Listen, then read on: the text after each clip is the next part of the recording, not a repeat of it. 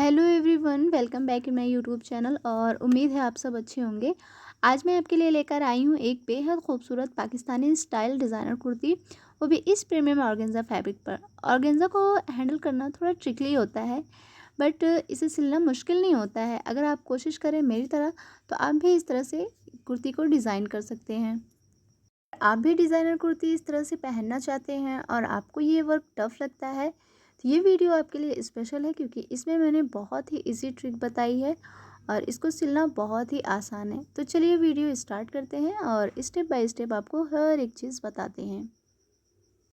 तो यहाँ पे कुर्ती के लिए मैंने प्रिंटेड ऑर्गेन्जा फैब्रिक लिया है, जो कि मेरा ये 2 मीटर से भी कम में है, यानी 1.5 के करीब में है। तो मैं कुर्ती इस साइड से निकालूंगी, बाकी साइड से बचे फैब्रिक में मैं स्लीव्स निकालूंगी।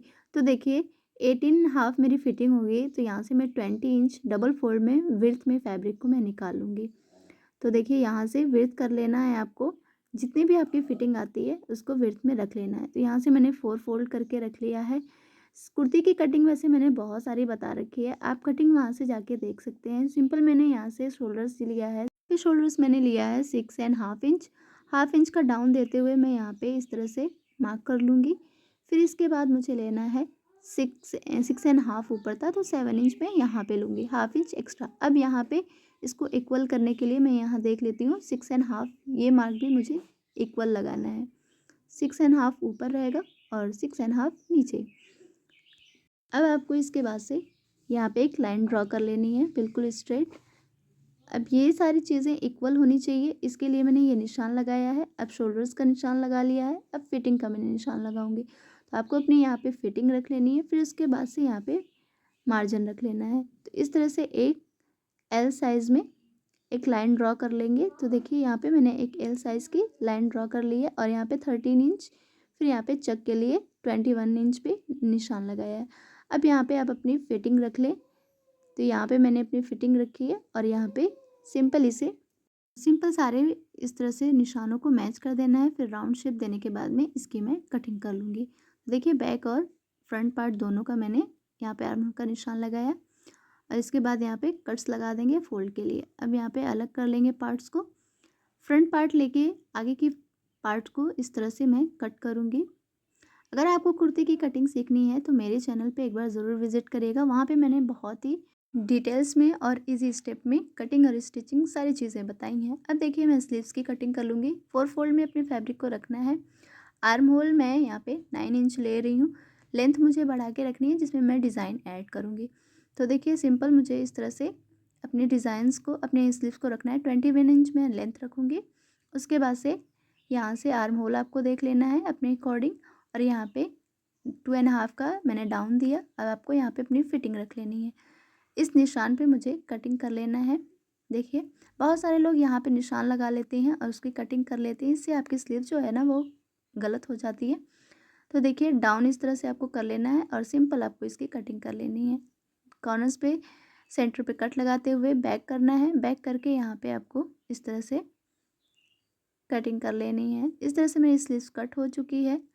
अब आपको इस तरह से अस्तर को कट कर लेना है, यानी कि बहुत सारे लोग जिसे इनर बोलते हैं या फिर लाइनिंग पार्ट बोलते हैं। तो इस तरह मैं 4 फोल्ड में अपने फैब्रिक को रखी हूँ। बैक पार्ट कुर्ती का रखते हुए मैं यहाँ पे इसकी कटिंग कर लूँगी। तो उससे पहले मैंने यहाँ पे पिन अप कर लिया है, ताकि मेरा फैब्रिक जो है वो इधर उधर फिसले नहीं और कटिंग करने में मुझे प्रॉब्लम ना हो। तो देखिए सिंपल इस तरह से मैंने यहाँ पे कटिंग कर ली है। अब यहाँ पे अस्तर मैंने बस इतना ही छोटा किया है और स्लीव को भी मैं इस तरह से कट कर लूँगी। कटिंग मेरी कंप्लीट हो चुकी है। अब मैं स्लीव्स में और सूट में लाइनिंग को अटैच कर लूँगी अपने, और उसके बाद मैं आपको डिज़ाइन बताऊँगी। यहाँ पे मैंने सूट और स्लीव दोनों के लिए डिज़ाइन रेडी किया है। इसको मैंने कैसे रेडी किया है चलिए आपको बताते हैं। तो देखिए मोहरी वाले बुकरम की मैंने इस तरह से कटिंग कर ली है स्ट्रिप में, और ये मैं दामन के लिए ली हूँ। दामन के लिए जो लेना है स्ट्रिप वो 1/2 इंच होगी, और स्लीव्स के लिए उसमें 1 पॉइंट मैं माइनस कर लूँगी, या फिर आप 1/2 इंच ही रख सकते हैं। तो दामन को मैंने 1/2 इंच रखा है, दामन के स्ट्रिप को, और स्लीव के स्ट्रिप को थोड़ा सा कम रखा है। अब सिंपल आपको इस तरह से फैब्रिक को उल्टा करके पेस्ट कर लेना है। तो साइड पे थोड़ा सा मार्जिन देते हुए मुझे स्ट्रिप को रेडी कर लेना है। तो देखिए यहाँ पे मैंने स्ट्रिप रेडी कर लिया है। जो 2 स्ट्रिप है ये मैं दामन के लिए यूज़ करूँगी, और ये जो 4 स्ट्रिप है ये मैं 2-2 करके अपने स्लीव्स पे यूज़ करूँगी। तो देखिए स्लीव्स को मैंने इस तरह से लिया है। स्लीव्स की लेंथ मेरी 16 इंच है। अभी मैंने इसे स्टिच नहीं किया है। जब मैं इसे स्टिच करूँगी हाफ इंच ऊपर और नीचे माइनस होगा तो 15 हो जाएगा। अब मैंने यहाँ पे ऑर्गेन्जा फैब्रिक लिया है जिसकी विड्थ यहाँ पे 10 इंच है। लेंथ आपको अपने अकॉर्डिंग रख लेना है। तो देखिए यहाँ पे लेंथ मैंने अपने अकॉर्डिंग लिया है। स्ट्रिप को ऐसे सेंटर पे रख के मैं स्टिच करूँगी। तो चलिए मैं आपको यहाँ पे बताती हूँ कि मैंने इसे कैसे स्टिच किया है। तो देखिए दोनों साइड्स पे मैंने ऐसे कट लगाए हैं। ये कट्स को ऐसे पकड़ूँगी और सिंपल इसे पेंटेक्स में स्टिच कर दूँगी। तो देखिए बिल्कुल किनारे-किनारे आपको इस तरह से स्टिच कर लेना है। तो इस पे मैंने बहुत डिटेल्स वीडियो बनाई है, आप वहाँ से विज़िट कर सकते हैं कि इसे कैसे बनाया जाता है। ये बनाना बहुत ईज़ी होता है और बहुत ही खूबसूरत लगता है। तो देखिए दोनों स्लीव्स के लिए मैंने यहाँ पे रेडी कर लिया है इस तरह से। इसके बाद जो मैंने बुकरम पे स्ट्रिप रेडी किया था अब मैं उसे स्टिच करूँगी। तो देखिए सिंपल आपको इस तरह से लेना है, थोड़ा-सा साइड पे मार्जिन देना है, मार्जिन देते हुए यहाँ पे सिंपल इसे स्टिच कर लेना है। जब आप इसे इस फॉर्म में रखेंगे यानी कि बुकरम पे पेस्ट करके रखेंगे तो ये ईज़ी सिल जाता है और बहुत ही खूबसूरत दिखता है। तो देखिए दोनों स्ट्रिप को थोड़ा-थोड़ा मार्जिन देते हुए मैं यहाँ पे इसे स्टिच कर लूँगी। बस इस तरह से 1 इंच का मैंने मार्जिन दिया है। मार्जिन देते हुए आप इसे स्टिच कर लें। तो दोनों पार्ट्स मैंने रेडी कर लिए हैं। अब मैं आपको बताऊँगी, देखिए इसकी लेंथ कितनी रेडी हो रही है। तो यहाँ पे ये देखिए इसकी लेंथ जो है वो थोड़ी-सी एक्स्ट्रा हो रही है। मुझे 15 एंड हाफ चाहिए। तो इसको मैं बीच-बीच से थोड़ा-थोड़ा इस तरह से मैंने यहाँ पे स्टिच कर लिया है। देखिए थोड़ा-सा मैंने एक्स्ट्रा डिज़ाइन दी है जिससे इसकी खूबसूरती जो है ना वो और ज़्यादा बढ़ गई है। और ये देखने में बहुत ब्यूटीफुल लग रहा था। इसी तरह से मैंने यहाँ पे दामन के लिए भी इसे रेडी कर लिया है। अब आपको मैं इसे स्लीव्स पे लगा के बताऊँगी।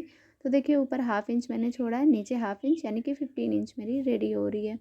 अब यहाँ पे आपको बिल्कुल पेंटिक्स को साइड पे रखना है और इस तरह से रेडी आपकी होगी 21 and half inch. Extra fabric को कट करके आगे की तरफ फोल्ड करके आप लेस का भी यूज़ कर सकते हैं। देखिए सिंपल आपको सीधा फैब्रिक लेना है पहले और थोड़ा सा लेके पहले आपको सिल लेना है। इससे आपकी सिलाई जो होती है वो सिक्योर हो जाती है और आपको इंटरलॉकिंग की ज़रूरत नहीं पड़ती है। तो देखिए आपको फिर अब इस तरह से फैब्रिक को उल्टे की तरफ से सिल लेना है। तो देखिए ये अच्छे से सिक्योर हो गया है और अब इसमें कोई भी धागे वगैरह नहीं निकलेंगे। अब आगे की तरफ फोल्ड करके लेस का यूज़ कर लें। फिर मैंने फ्रंट पार्ट लिया है, उस पे भी डिज़ाइन बनानी है। तो देखिए ये इस तरह से मैंने फ्रंट पार्ट को फोल्ड करके रखा है। तो ये बैक पार्ट को मैं दिखा रही थी। तो ये मेरा फ्रंट पार्ट है। अब आपको क्या करना है, नीचे की साइड से 11 इंच आपको मार्क कर लेना है इस तरह से और यहाँ से मैं कट कर दूँगी। कट करने के बाद पे जो मैंने ऑर्गेन्जा पे अपना डिज़ाइन रेडी किया था इस फैब्रिक में, अब उसी को यहाँ पे सिंपल स्टिच करना है। यहाँ पे मैं उसे स्टिच कर लूँगी। तो देखिए यहाँ पे इसे मैंने रेडी किया था और पहले आपको सीधे की तरफ पकड़ते हुए इस तरह से स्टिच करना है, जैसे कि मैंने स्लीव्स में बताया था कि कितना सिक्योर हो जाता है। नेक्स्ट स्टेप मैं आपको बताऊंगी कि कॉलर के लिए नेक को कैसे कटिंग करते हैं। तो देखिए मैंने इस फॉर्म में फ़ोल्ड करके रख लिया और पिन अप करके अपने फैब्रिक को रख लिया है ताकि मेरा फैब्रिक फिसले नहीं। बहुत सारे लोग शोल्डर्स इसमें बताते हैं कि 3 इंच इसकी नेक की विड्थ रखनी चाहिए, तो मैं 3 इंच नहीं रखती हूँ। मैं आपको बता रही हूँ, मैं 2 एंड हाफ रखती हूँ जिससे बहुत परफेक्ट फिटिंग आती है। 7 एंड हाफ मैं डीप रख रही हूँ एंड फुल लेंथ इसकी रख रही हूँ 14 इंच। हाफ इंच से थोड़ा सा कम रखते हुए यहाँ पे मैं एक निशान लगा लूँगी और इसे मैच कर लूँगी और सिंपल इसे वे शेप में दे दूँगी। तो निशान के अंदर ही अंदर मुझे कट करना है। यहाँ पे मैं कटिंग नहीं कर पा रही थी क्योंकि मुझे यहाँ पे थोड़ा सा उल्टा पड़ रहा था, तो बमुश्किल मैंने यहाँ पे फ़िलहाल कटिंग कर ली है इसकी। आप अगर इस तरह से उधर की साइड से कटिंग करेंगे तो सिंपल ये कट हो जाएगा, कोई मुश्किल नहीं है। तो देखिए मैं इसे ओपन करके दिखाती हूँ। तो देखिए ये इस तरह से कटिंग हो चुका है और सिंपल यहाँ पे बैक पार्ट को मैंने लिया है हाफ इंच का, इस तरह से 3 एंड हाफ पे मैंने निशान लगाया है। मतलब निशान तो नहीं लगाया, मुझे अंदाज़ा था तो मैंने अंदाजे से कटिंग कर लिया। अब शोल्डर आपको यहाँ पे अटैच कर लेना है। अटैच करने के बाद में कॉलर की मेजरमेंट ले लेनी है। तो देखिए 1 एंड हाफ इंच नीचे की तरफ मैं छोड़ रही हूँ और सिंपल आपको धीरे धीरे फैब्रिक को नहीं खींचना है और इंच टेप को भी नहीं खींचना है और धीरे धीरे मेजरमेंट आपको ले लेनी है। देखिए मैंने आपके सामने इस तरह से धीरे धीरे अच्छे से लिया तो ये 36 इंच आ रहा है। तो 37 या 37 एंड हाफ इस तरह से आप फैब्रिक को ले सकते हैं। तो मैं ऑर्गेन्जा फैब्रिक से ही इसकी कॉलर लगाऊंगी।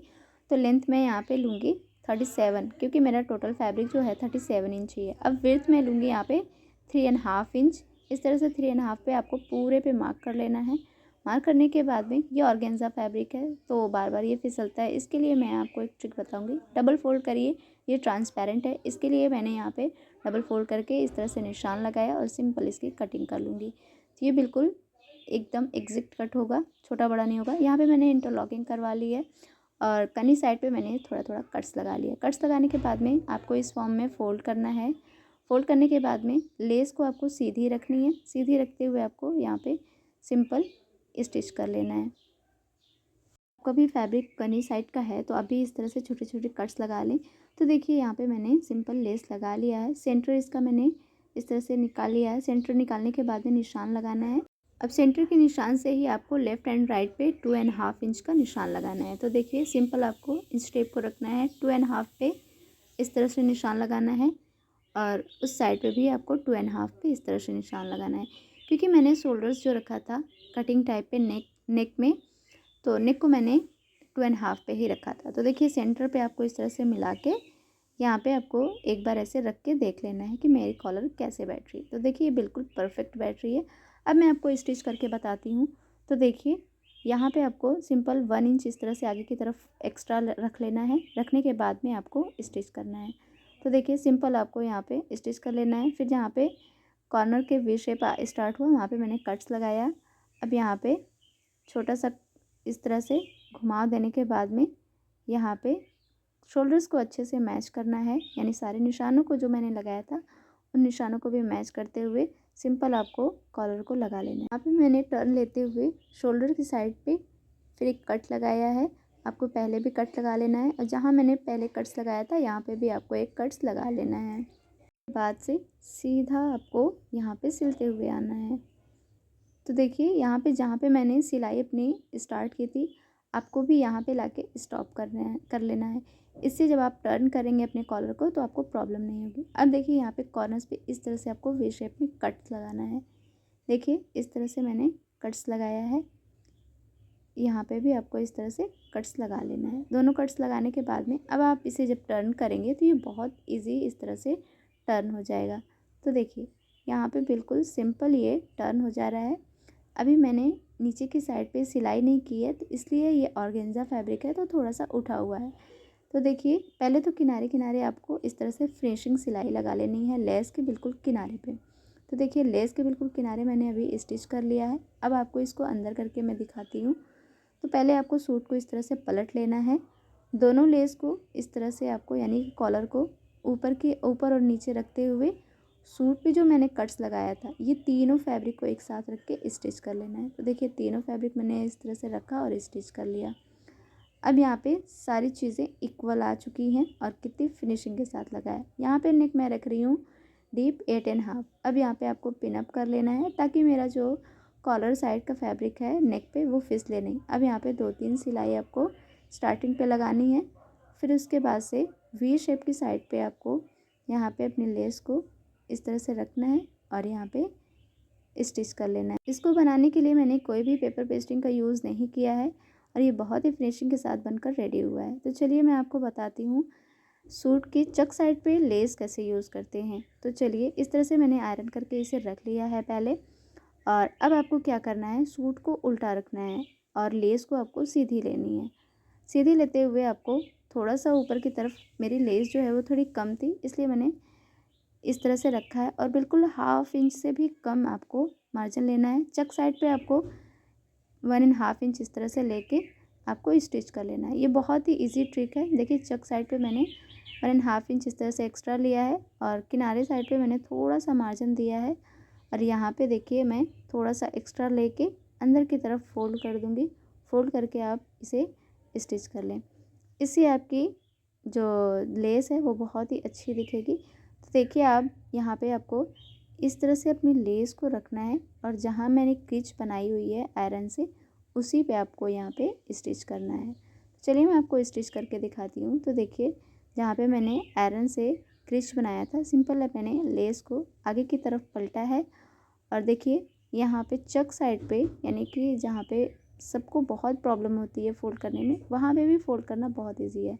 सिलाई के बिल्कुल किनारे पे आपको रखना है लेस की सिलाई को, और यहाँ पे सिंपल आपको स्टिच कर लेना है। बस ख्याल ये रखिए कि दूसरा पार्ट जो मेरा है वो आपकी सिलाई में दबे नहीं।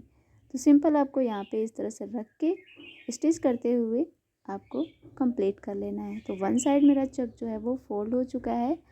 अब सेकंड साइड पे भी आपको इसी तरह से फोल्ड कर लेना है। तो देखिए चक साइड पे मैंने आपको दिखाया है कि किस तरह से मैं फ़ोल्ड कर रही हूँ। सिंपल आपको उसी तरह से फ़ोल्ड करना था। चक साइड पे भी आपको बस ऐसे ही फ़ोल्ड कर लेना है।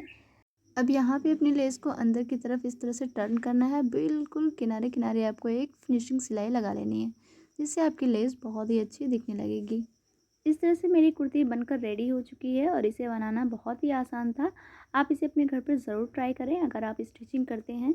तो देखिए मैं इसका फाइनल लुक दिखाती हूँ। ये कितना ब्यूटीफुल और एलिगेंट लग रहा है, और इसके लिए आपको ज़्यादा फैब्रिक की ज़रूरत भी नहीं है। मैंने इसे 1.5 मीटर में ही पूरा रेडी किया है, और इसकी साइड की लेस वगैरह भी लगाने के बाद में बहुत ही खूबसूरत दिखने लगा था। यहाँ पे मैं तुरपाई करूँगी, सिलाई नहीं करूँगी। आप याद रखिए कि जब भी आपको इस तरह से लेस लगानी हो तो आप सिलाई नहीं करें, आप उस पर तुरपाई करें। अगर आपको मेरी ये वीडियो अच्छी लगी हो तो लाइक शेयर सब्सक्राइब करना ना भूलें। सिलाई से जुड़ी ऐसी ही वीडियोज़ देखने के लिए मेरे चैनल को सब्सक्राइब करें और बेल आइकन दबाना ना भूलें। Thanks for watching.